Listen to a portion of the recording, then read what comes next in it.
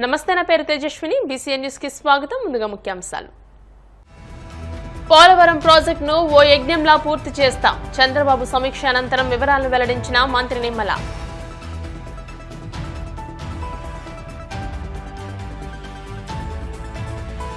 అందరికీ అందుబాటులో ఉంటూ ప్రజా సమస్యలపై పోరాటం చేస్తాం. తిరిగి అధికారంలోకి రావడానికి శక్తిని కూడగడతామన్న వైసీపీ నేత సజ్జల.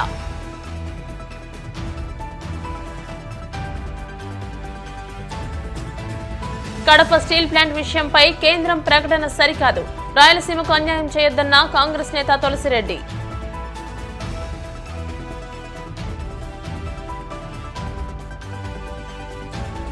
తెలంగాణలోని మెదక్ జిల్లాలో అపశృతి. ఆర్టీసీ బస్సు నుండి జారిపడి ఓ విద్యార్థినికి గాయాలు. పోలవరం ప్రాజెక్టును ఓ యజ్ఞంలా పూర్తి చేస్తామని జగన్ 5 ఏళ్ల పాలనలో నష్టం కన్నా ద్రోహమే ఎక్కువ చేశారని మంత్రి నిమ్మల రామనాయుడు ఆరోపించారు. సీఎం సమీక్ష అనంతరం అమరావతిలో మంత్రి మీడియాతో మాట్లాడుతూ ఆంధ్రప్రదేశ్కు జీవనాడి అయిన పోలవరం ప్రాజెక్టును పూర్తి చేసేందుకు ప్రణాళికను సిద్దం చేస్తున్నట్టు తెలిపారు. ప్రాజెక్టు పనులు వేగవంతం చేయాలని ముఖ్యమంత్రి చంద్రబాబు ఆదేశించినట్టు తెలిపారు. ఈ నెల 2వ వారంలో సీఎం చంద్రబాబు పోలవరం పర్యటన ఉంటుందని, ప్రాజెక్టు పనులు ఎప్పుడు ప్రారంభమయ్యేది, ఎప్పటికీ పూర్తవుతుందో షెడ్యూల్ను ప్రకటిస్తారని తెలియజేశారు. గౌరవ ముఖ్యమంత్రి చంద్రబాబు నాయుడు గారితో ఇరిగేషన్ శాఖకు సంబంధించి పోలవరం ప్రాజెక్టు, ఇతర ఇరిగేషన్ ప్రాజెక్టులు, వాటర్ పాలసీ మీద ఒక సుదీర్ఘమైనటువంటి రివ్యూ జరగడం జరిగింది. అందులో ముఖ్యంగా పోలవరం ప్రాజెక్టు, ఎందుకంటే ఆంధ్రప్రదేశ్ రాష్ట్రాన్ని ఒక కరువు రహిత రాష్ట్రంగా మార్చేటువంటి ప్రాజెక్టు, ఒక జీవనాడి, ఒక వరం ఆంధ్రప్రదేశ్ రాష్ట్రానికి. అటువంటి పోలవరం ప్రాజెక్టుకి గత 5 సంవత్సరాల వైఎస్ఆర్సీపీ పాలనలో నష్టం కంటే ద్రోహం ఎక్కువ జరిగిందనేటువంటి విషయాన్ని స్పష్టంగా చెప్పాల్సినటువంటి పరిస్థితి ఉంది. అటువంటి పరిస్థితి నుంచి మళ్లీ ఒక యజ్ఞంలా మళ్లీ పోలవరం ప్రాజెక్టుని పునర్నిర్మాణం చేసేటువంటి విషయంలో రివ్యూలో కూడా డిస్కషన్ చేసినటువంటి పరిస్థితుల్లో పోలవరం సంబంధించి ఒక షెడ్యూల్ ప్రకటన అనేది విడుదల చేయాలి అనేటువంటి విషయం మీద కూడా సుదీర్ఘంగా చర్చించడం జరిగింది. దానిలో భాగంగానే గౌరవ ముఖ్యమంత్రి చంద్రబాబు నాయుడు గారు ఈ నెల 2వ వారంలో పోలవరం పర్యటించి ఆ పోలవరం వద్దనే ఆ యొక్క షెడ్యూల్ ఏదోటే diaphragm wall, ECRF main dam ఎట్లా ఏ సమయానికి మనం ప్రారంభిస్తాం, ఏ సమయానికి పూర్తి చేస్తాం అనేది క్లియర్ కట్ గా టైం బాండ్ పెట్టుకుని మరి ఒక షెడ్యూల్ ని పోలవరం ప్రాజెక్టు విజిట్ చేసి 2వ వారంలోనే ఆ యొక్క షెడ్యూల్ ని విడుదల చేసేటువంటి విధంగా ప్రణాళిక సిద్ధం చేసుకోమని చెప్పేసి కూడా ముఖ్యమంత్రి గారు మాకు ఆదేశించడం జరిగింది. షెడ్యూల్ ప్రకటించిన తర్వాత ఒక్క రోజు గాని ఒక్క గంట గాని వృధా పోవడానికి వీలు లేదు. షెడ్యూల్ ప్రకటించిన రోజు నుంచి కూడా అనుకున్నటువంటి సమయానికి పోలవరం ప్రాజెక్టు పూర్తయి ఉండాలి అని ఆయన చాలా క్లియర్ గా ఇన్స్ట్రక్షన్స్ ఇవ్వడం జరిగింది. అందుకనే ఈ 10 రోజుల్లో మరింత పూర్తి స్థాయిలో క్లారిటీ తీసుకుని ఆ షెడ్యూల్ ని చంద్రబాబు నాయుడు గారు ఈ 2వ వారంలో పోలవరంలోనే ప్రకటిస్తారనే విషయాన్ని సందర్భంగా తెలియజేసుకుంటూ ఉన్నాం.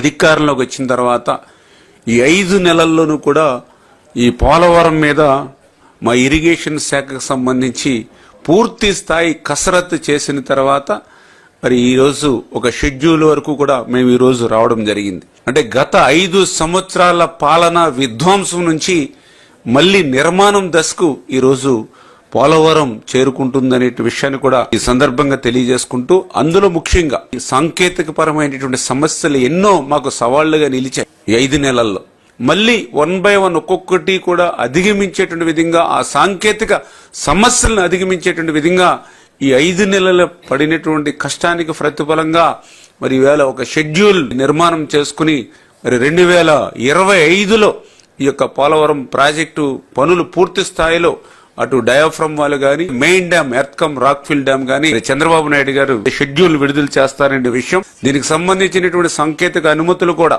చాలా వరకు సూత్రప్రాయంగా అందరికీ అందుబాటులో ఉంటూ ప్రజా సమస్యలపై పోరాటం చేస్తామని వైసీపీ స్టేట్ కోఆర్డినేటర్ సజ్జల రామకృష్ణారెడ్డి పేర్కొన్నారు. ఈ మేరకు ఆయన మీడియాతో మాట్లాడుతూ అందరి అభిప్రాయాల మేరకే పార్టీ నడుస్తుందని, తిరిగి అధికారంలోకి తీసుకురావాలనే కసి అందరిలోనూ ఉందన్నారు. ఎన్ని సంక్షేమ కార్యక్రమాలు చేపట్టినా ఓడిపోవడానికి కారణమేంటనే చర్చ పార్టీలో ఉందని సజ్జల పేర్కొన్నారు. వైసీపీని లేకుండా చేయాలని చంద్రబాబు నాయుడు కుట్రలు చేస్తున్నారని, ప్రతిపక్షం లేకుండా చేయాలని ఆయన చేస్తున్న ప్రయత్నాలను తిప్పికొడతామని అన్నారు. తాము ఎప్పుడూ జనంలోనే ఉంటామని, మళ్లీ శక్తి పుంజుకోవాల్సిన అవసరం వచ్చిందని సజ్జల పేర్కొన్నారు. కడప స్టీల్ ప్లాంట్ విషయంలో కేంద్రం చావు కబురు చల్లగా చెప్పిందని కాంగ్రెస్ పార్టీ నాయకులు తులసిరెడ్డి విమర్శించారు. కడప జిల్లా వేంపల్లిలో ఆయన మీడియాతో మాట్లాడుతూ కడప జిల్లా ఉక్కు పరిశ్రమ అంశం ప్రస్తుతానికి తమ ముందు లేదని కేంద్ర ఉక్కు శాఖ మంత్రి కుమారస్వామి లోక్సభలో చెప్పడం దురదృష్టకరమని అన్నారు. ఉక్కు కర్మాగారం నిర్మాణానికి కావలసిన భూమి, నీరు, విద్యుత్ శక్తి, రవాణా సౌకర్యాలు, ముడిసరుకు, సున్నపురాయి, డోలమైట్ అన్ని ఉన్నప్పటికీ కేంద్రంలోని బీజేపీ ప్రభుత్వానికి రాష్ట్రంలోని టీడీపీ, వైసీపీలకు చిత్తశుద్ది లేని కారణంగా 10 ఏళ్లు దాటినా నిర్మాణానికి నోచుకోలేదని మండిపడ్డారు. అంగట్లో అన్నీ ఉన్న అల్లు నోట్లో శని ఉంది అన్నట్టుంది కడప జిల్లాలో రాయలసీమలో నిరుద్యోగుల పరిస్థితి. రాయలసీమలో ప్రత్యేకించి కడప జిల్లాలో నిరుద్యోగ సమస్యను శాశ్వతంగా పరిష్కరించాలన్న సదుద్దేశంతో రాష్ట్ర విభజన సందర్భంగా ఆనాడు యూపీఏ ప్రభుత్వం మన్మోహన్ సింగ్ గారి నేతృత్వంలో రాష్ట్ర విభజన చట్టంలో 13వ షెడ్యూల్ ద్వారా కడప జిల్లాలో సెయిల్ ఆధ్వర్యంలో ఇంటిగ్రేటెడ్ స్టీల్ ప్లాంట్ నిర్మించాలని స్పష్టంగా పేర్కొనడం జరిగింది. కాంగ్రెస్ పార్టీ అధికారంలోకి వచ్చి ఉంటే ఈ పార్టీకి ఎప్పుడో పూర్తి అయ్యేది, నిరుద్యోగ సమస్య పరిష్కారమైంది. కానీ దురదృష్టవశాత్తు కేంద్రంలో బీజేపీ ప్రభుత్వం, రాష్ట్రంలో ప్రాంతీయ పార్టీలు అధికారంలోకి రావడంతో ఇది నిర్మాణానికి నోచుకోలేదు.